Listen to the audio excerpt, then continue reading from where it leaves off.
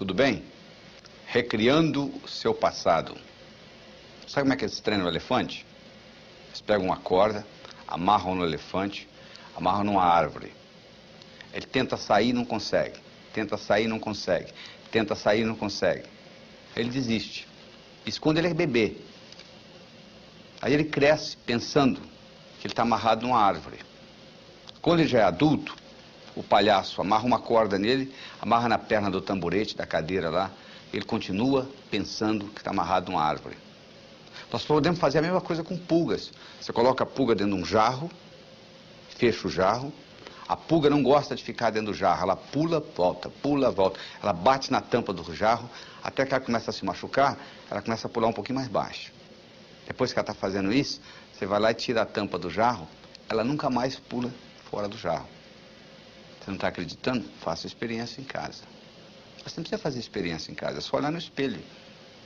Quantas coisas que você codificou na infância, que você continua carregando com você, que são totalmente obsoletas. Então o que nós vamos fazer agora é avaliar o que nós precisamos modificar dessa codificação.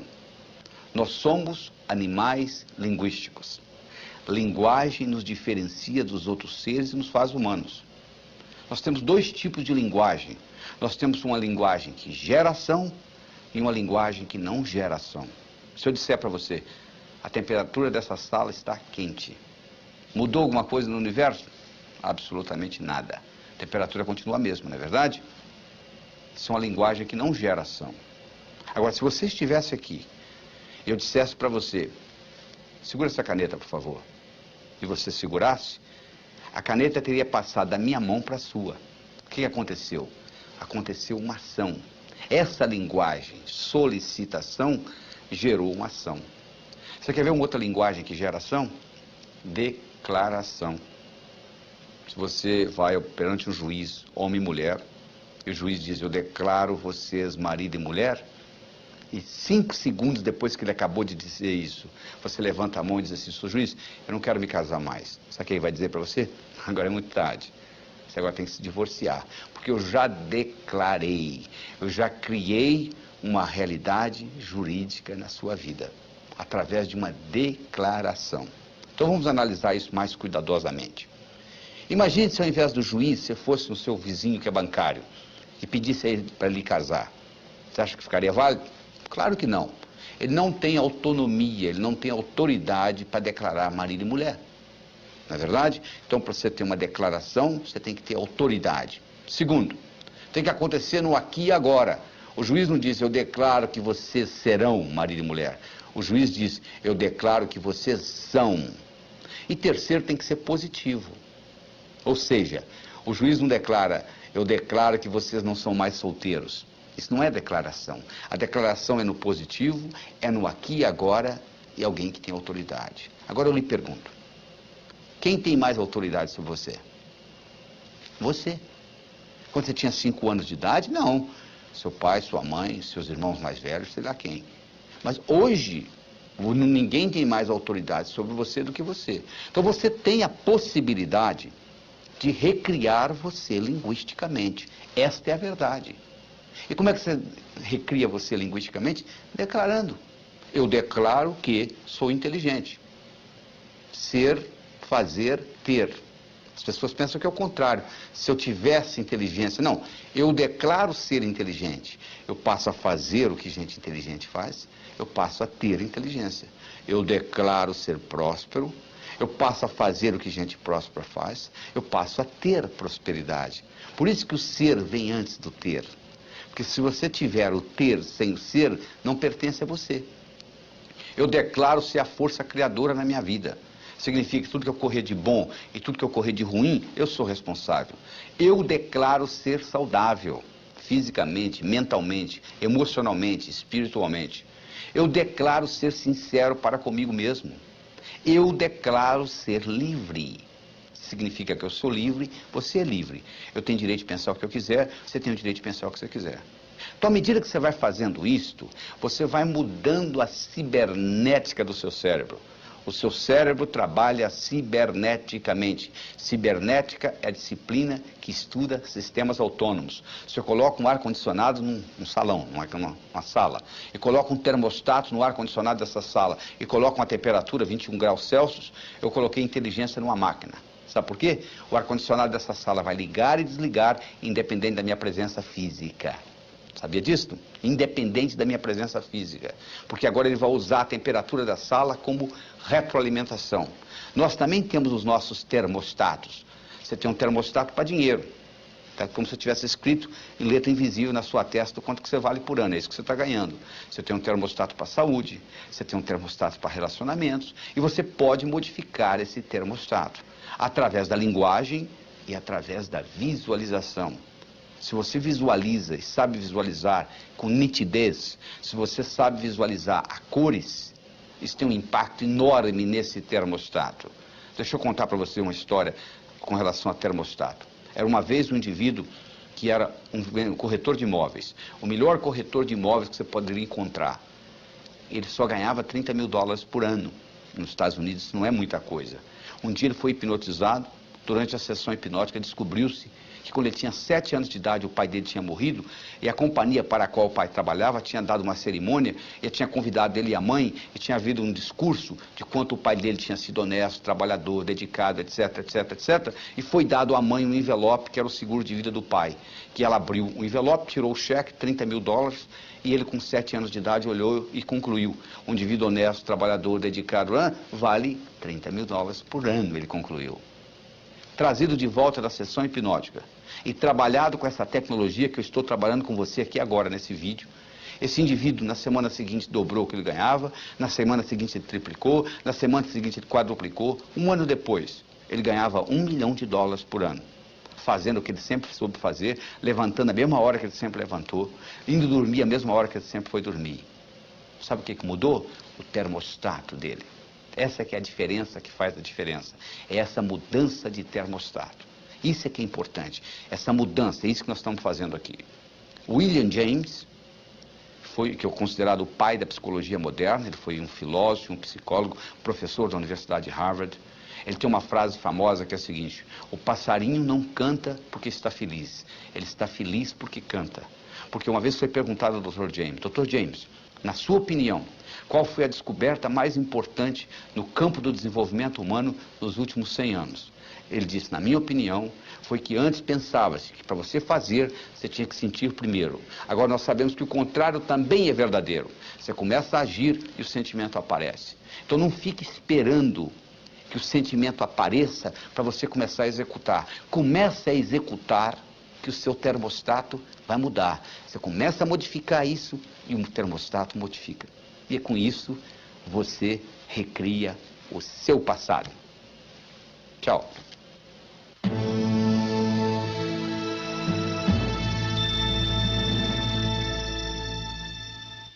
Olá, tudo bem? Viajando no tempo significa usando a sua mente como a máquina do tempo. Aliás, você já vem fazendo isso. Você não viaja para o seu passado de vez em quando? Você às vezes não imagina o futuro? Pois é, você está usando essa máquina para viajar. Só que você viaja como apenas observador. O que nós vamos mostrar aqui é como que você usa essa viagem para fazer uma modificação e com isso você trazer a sua energia vital para o aqui e agora. Imagina a seguinte situação: você pega um cigarro, você leva ele aí fora, coloca ele contra a luz solar. Você acende o cigarro? Claro que não. Mas se você colocar uma lente convergente, você deve ter feito isso quando criança, e colocar o cigarro no foco da lente convergente, você acende o cigarro, não é verdade? Por que você acende? Porque agora você concentrou a energia solar que passou pela lente num ponto único. Essa concentração faz acender o cigarro. É tão óbvio, não é? A mesma coisa ocorre conosco. Se você pegar a sua energia vital e espalhar ela entre o passado e o futuro, não sobra energia para o aqui e agora. Se por outro lado você for capaz de concentrar isso tudo no aqui e agora, sem resquícios de passado ou de futuro, você vai poder fazer coisas que parecem milagrosas, porque você está utilizando energia no momento presente, no aqui e agora. Mas o que acontece de um modo geral? Você às vezes quer utilizar, mas dentro de você existem crenças que vão contra. Então tem-se o que na psicologia se chama de dissonância cognitiva. Dissonância cognitiva é quando você faz uma coisa e lá no fundo você não gostaria de fazer, então faz... Então, por exemplo, você gosta de dizer sim para os seus amigos, né? Se um amigo lhe pede um favor, e você pode fazer o favor, na hora que você fala não, faz... Há uma dissonância cognitiva. Quando um inimigo lhe pede um favor, você fala não sorrindo, não é verdade? Você não tem esse problema. Então, de onde que vem essa dissonância cognitiva? Essa dissonância cognitiva vem de resquícios do passado ou do futuro, que você criou na sua mente e você carrega com você. Eu vou dar um exemplo muito simples. Imagine você com 7 anos de idade. Você não tem nem capacidade cognitiva direito ainda. Você sabe que você vai num lugar importante porque eles colocaram a melhor roupa que você tem. Eles te levam num lugar onde tem alguém pregando, seja um padre, seja um pastor. Ele está dizendo lá o seguinte: é mais fácil um camelo passar pelo fundo de uma agulha do que um homem rico entrar no céu. Você sai de lá, seu pai lhe leva no zoológico, tem aquele animal enorme, você perguntou, pai, que animal é aquele? Aquilo ali, meu filho, minha filha, aquilo ali é um camelo. Você chega em casa, você pega a agulha de costura da sua mãe e você lembra do que foi dito. É mais fácil um camelo passar pelo fundo de uma agulha do que um homem rico entrar no céu. E você com 7 anos de idade, você declara, eu quero ser pobre, porque eu quero entrar no céu. Só que eles esqueceram de falar para você que aquele fundo de agulha que eles estavam se referindo, não é o fundo de agulha de costura da sua mãe. É uma portinhola que existia nas muralhas de Jerusalém, tinha os portões, e dentro dos portões tinha umas portinholas chamadas fundo de agulha, que foi feita para camelo passar. Quando um camelo chegava depois das 6 horas da tarde, eles não abriam os portões, eles abriam o fundo de agulha. Só que tem um problema. Para o camelo passar pelo fundo de agulha, ele tem que primeiro passar de joelho, o que não é muito difícil para camelo. E segundo, ele tem que passar descarregado, tem que tirar a carga dele. É a mesma história. Para você entrar no reino dos céus, você tem que entrar humildemente. E você não vai levar seus bens materiais, não é verdade? O caixão não tem gaveta. Mas entre isso e você não entrar no céu é bem diferente. Mas se você criou esta crença, e agora você está no aqui e agora, trazendo essa crença com você, quando você começa a ganhar dinheiro, começa a ver o que eu chamei de dissonância cognitiva. Porque você tem agora 2 crenças. Uma que você quer ganhar dinheiro e outra que gente rica não entra no céu. Então aquilo entra, uma começa a fazer sabotagem da outra. E você então começa a fazer o que nós chamamos de racionalização. Então você começa a racionalizar o processo. E isso neurotiza. O que é racionalização? Imagine a seguinte situação. Eu hipnotizo alguém e eu digo para a pessoa durante a sessão hipnótica. Quando você voltar dessa sessão hipnótica, tem um guarda-chuva ali no canto. Eu gostaria que você fosse lá e abrisse ele 3 vezes. Isso chama-se sugestão pós-hipnótica. Traga o sujeito de volta da hipnose, ele vai lá, pega o guarda-chuva e abre 3 vezes. Eu pergunto para ele, o que você está fazendo? Eu estou abrindo esse guarda-chuva. Para quê? Acaso chova... Ele não sabe por que ele está abrindo o guarda-chuva. Ele racionalizou. Ele criou uma explicação racional. Ele nem sabe por que ele está abrindo o guarda-chuva. É a mesma história. Se você começa a ter essas dissonâncias, você começa a criar racionalizações. Ah, dinheiro não é importante. Quem fala que dinheiro não é importante vive numa outra realidade. Porque você vai na cadeia, 99% das pessoas estão lá por causa de quê? Problema de dinheiro. Por que as pessoas se divorciam? Mais de 85% é por causa de briga de como gastar o dinheiro que eles ganham. Então você vai falar que dinheiro não é importante? E quando você estiver se preocupando em pagar suas contas do fim do mês, quer você queira, quer você não queira, dinheiro é importante para você. Dinheiro só deixa de ser importante o dia que você tem o bastante, e aí sim você vai se preocupar com coisas mais importantes que dinheiro. Não é verdade?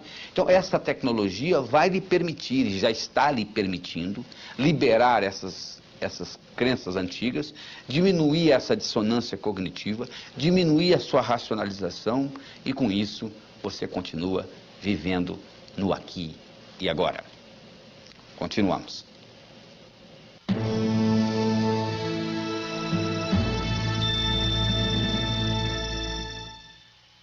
Olá, tudo bem? Conhecendo sua força. Você não tem nem ideia a força que você tem dentro de você. É igual um iceberg. O iceberg está 10% fora da água e 90% dentro da água. Você olha na superfície e você vê só aquele pouquinho. É a mesma história. Só que a nossa força está a nível inconsciente. Você conhece a história da mulher que estava dirigindo numa estrada deserta do Texas e a picape dela quebrou? E ela foi consertar a picape e ela colocou o macaco para trocar o pneu que tinha furado também, etc. Na hora que ela estava levantando a picape, o filhinho dela de 4 anos de idade saiu de dentro da cabine, entrou debaixo da picape. E o macaco empenou e o menino ficou preso debaixo da picape. E ela foi lá e levantou, com menos de 50 quilos a mulher, levantou a picape para o menino sair. Agora eu lhe pergunto, de onde que ela tirou essa força? Do inconsciente. Diz que o Fernão Cortés, que conquistou o México, um dia ele estava passeando com os amigos dele a cavalo e eles foram atacados por uma tribo indígena. E eles começaram a matar o pessoal, os índios inclusive flecharam o cavalo morreu e o Fernando Cortés saiu correndo e os índios atrás e ele pulou um desfiladeiro. Eles pegaram essa distância que o Fernão Cortés pulou com toda aquela armadura dele, levaram para um campo de atletismo americano e dificilmente um atleta consegue pular aquela distância que o Fernão Cortés pulou com a armadura. Por que ele pulou? Porque ele estava motivado. Ou ele pulava ou ele morria. De onde que ele tirou essa força? Ele tirou essa força do inconsciente. Então você tem que aprender a usar esse tipo de força. Você tem que acertar por dentro para depois acertar por fora. Você conhece a história do executivo que chega em casa com uma mala, com a maleta cheia de trabalho para o dia seguinte? Ele tem um filhinho de 6 anos de idade, querendo brincar com ele. Seu pai, vamos brincar, pai, vamos brincar. Ele diz, não, meu filho, eu não posso brincar, seu pai está ocupado. E o menino continua insistindo. O que ele faz? Ele abre o jornal, ele vê o mapa do mundo. Aí ele tem uma ideia. Ele pega o mapa do mundo, corta tudo em pedacinhos, entrega para o menino e diz, seu filho, você monta isso aí, quando estiver prontinho, o pai brinca com você. Pensando que o menino ia gastar pelo menos 1 hora. 5 minutos depois, volta o menino. Pai, está pronto. Ele vai, não é possível. Ele chega lá, está tudo montadinho. Aí ele pergunta para o menino, como é que você conseguiu isso? Isso é muito simples, pai. O jornal que o senhor me deu, do outro lado, tinha um retrato de um homem. Eu coloquei o homem certo, quando eu virei, o mundo estava certo. Não é isso? Quando você está certo, o mundo está certo. Não tem nada errado com o mundo. O mundo, o universo, é um lugar paradoxal, potencialmente abundante, feito para todo mundo ganhar. Ah, se eu me mudasse dessa cidade, eu resolveria o meu problema. Sabe por que você não resolve o seu problema? Porque quando você muda, você leva você com você. Esse é o problema. Se você pudesse deixar você lá, seria diferente. Mas como você leva você com você, é o que acontece. Então o que você tem que fazer na realidade não é o que São Tomé dizia. São Tomé dizia o seguinte, eu tenho que ver para crer. O nosso trabalho aqui é exatamente o contrário. Você tem que crer para ver. Porque se você tiver que ver para crer, você vai estar sempre comendo poeira de alguém. As grandes descobertas, as grandes invenções do mundo ocorreram exatamente o contrário. Pessoas que acreditaram e manifestaram. Então você tem que mudar esse paradigma. Você tem que fazer uma mudança no seu pensamento. Você tem que passar a acreditar, porque você só vai ver aquilo que você acredita. Então, para você mudar isso e passar a acreditar em coisas que você não acreditava antes, você tem que mudar o seu modo de pensar. Você tem que começar a excluir coisas da sua vida e você tem que começar a incluir novas coisas. Porque se você não excluir, não tem lugar para incluir. Você imagina no seu guarda-roupa, por exemplo.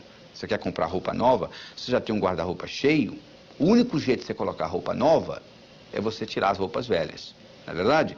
Você conhece a história do sujeito que quer ser mestre, e ele vai no mestre Zen e se apresenta como discípulo, e ele começa a conversar com o mestre Zen, e o mestre pergunta, você quer chá? Ele começa a servir chá para ele, ele coloca a xícara, e o mestre Zen vai enchendo a xícara, vai enchendo, começa a transbordar, e o discípulo não aguenta, seu mestre, será que o senhor não vê que está tornando? Ele falou, exatamente, será que você não está vendo que a sua mente já está cheia? Você já chegou aqui transbordando, não existe lugar para o meu conhecimento. Então, o indivíduo às vezes anda com a mente transbordando de conhecimentos inúteis, que você deve excluir.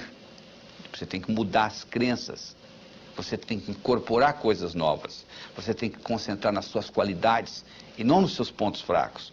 Você imagina um sujeito com 1,50 m querendo jogar basquete. Não dá, né? Você imagina um sujeito com 2,20 m querendo ser jockey. Não tem jeito. O cavalo nem sairia do lugar. Então, para você começar a mudar esse processo, para você entrar em contato com essa força dentro de você, você tem que começar a descobrir quais são os seus talentos, quais são as suas qualidades, quais são as 5 principais qualidades que você tem. Você já escreveu alguma vez? Porque é importante, não é só você pensar, não. Descobriu-se recentemente que, o que os antigos já sabiam, que se você escrever, codifica de uma forma muito mais forte no seu cérebro. Então eu recomendo que você faça um exercício de casa, faça uma tarefa de escrever as suas 10 qualidades.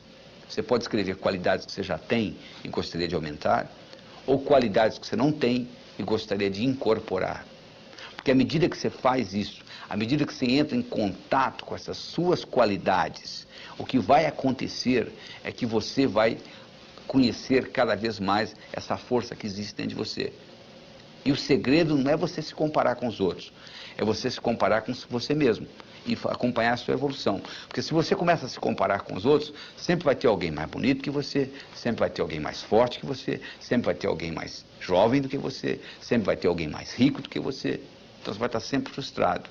Agora, se você compara com você mesmo e acompanha a sua evolução, isso serve de estímulo para você continuar evoluindo. Então, além das suas qualidades, eu gostaria de saber dos seus hábitos, quais que você quer excluir, quais que você quer manter e quais novos hábitos que você quer incluir na sua vida, na sua tarefa diária. E lembre-se, algo para se tornar hábito tem que ser feito, pensado, manuseado pelo menos 21 vezes. Se você passar fio dental nos seus dentes 21 dias seguidos, eu lhe garanto que você vai passar para sempre. Igual você faz com escovar os dentes. Mas se você fizer uma vez ou outra, você vai passar o fio dental uma vez ou outra, como a maioria faz. Então você, para criar um hábito, você tem que pôr energia nisso. E depois desse hábito criado, por exemplo, se você criar o hábito crer para ver, ou seja, eu acredito para manifestar. Teste isso na sua vida. Crie alguma coisa e procure manifestá-la. Tudo no universo físico é criado 2 vezes. Primeiro você cria, depois você manifesta. Você entendendo esse processo é fundamental. E lembre-se da história do executivo. Se você está certo, o mundo está certo. Até lá.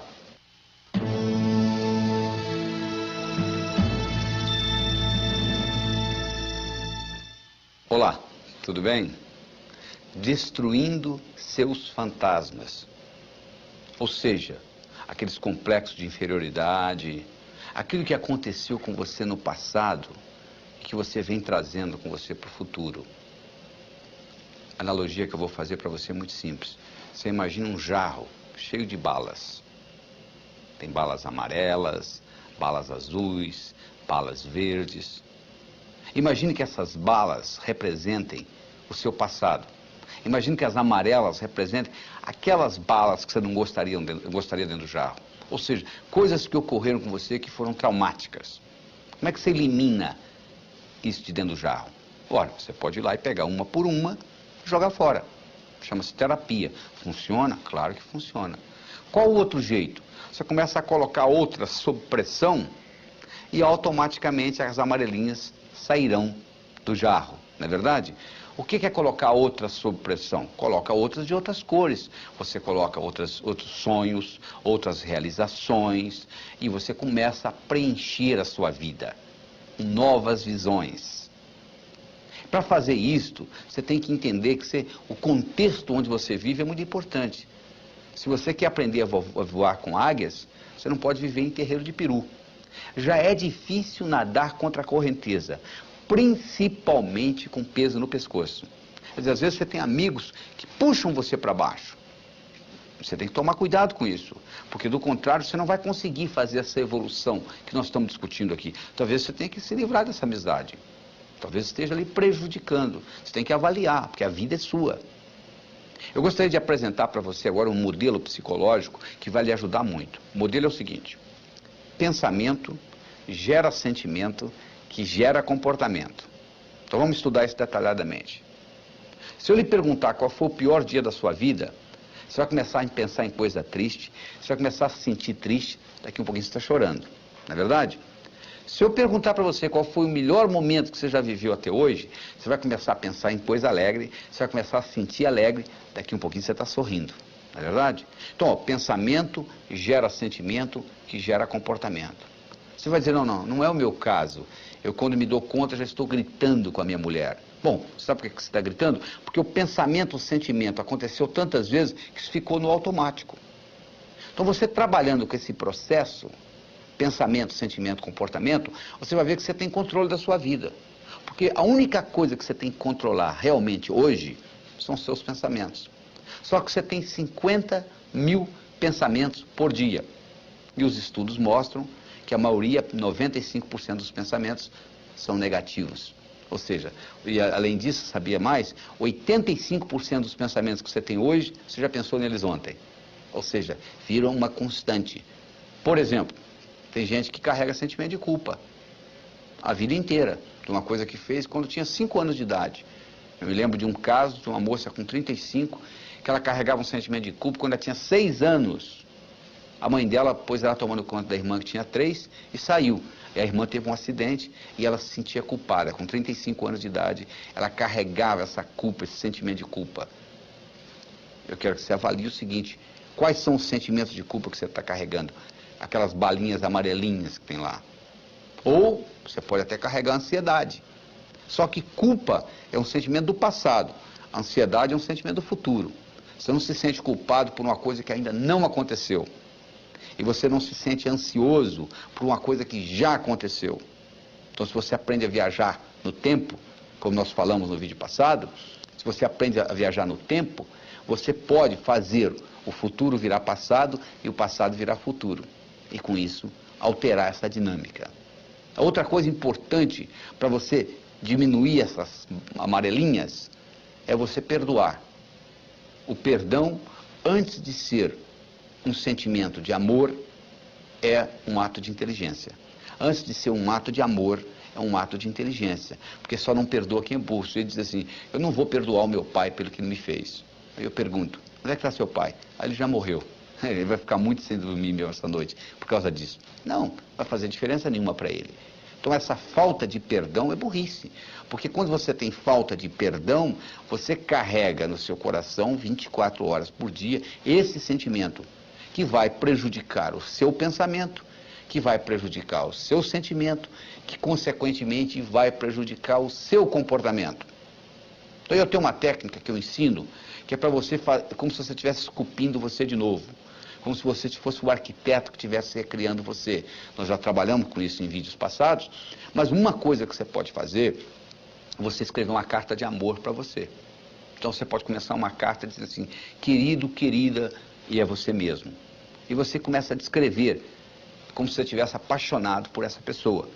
E nessa paixão você vai descrever as qualidades, os momentos difíceis, as culpas que essa pessoa tem, e etc. E nesse processo de você escrever essa carta, é você estar recriando você linguisticamente. Não adianta só você escutar o vídeo, não adianta só você achar interessante o que eu estou discutindo. Para isso realmente ter um impacto no seu dia a dia, para isso realmente mudar essa dinâmica de pensamento, sentimento e comportamento, faz necessário que você escreva essa carta.